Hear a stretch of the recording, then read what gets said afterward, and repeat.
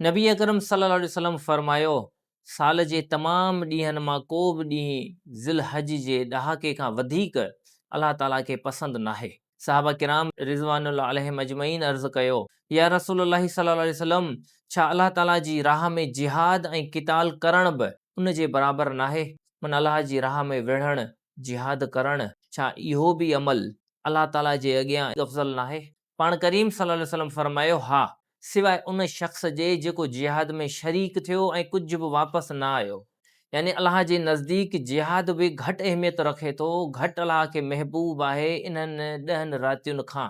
हा, उहो शख़्स जेको अलाह जी राह में जिहाद जे लाइ वियो, मालो जान सां हुन जिहाद कयो, पर हू वापसि न आयो, यानी हू उते शहीद थी वियो, इहो अलाह खे वधीक अफ़ज़ल आहे, अलाह खे वधीक प्यारो आहे। न त इहे 10 रातियूं, इहे 10 ॾींहं ज़िल हज जा शुरूआती वारा, इहे अलाह खे इन जिहाद खां बि वधीक प्यारा आहिनि।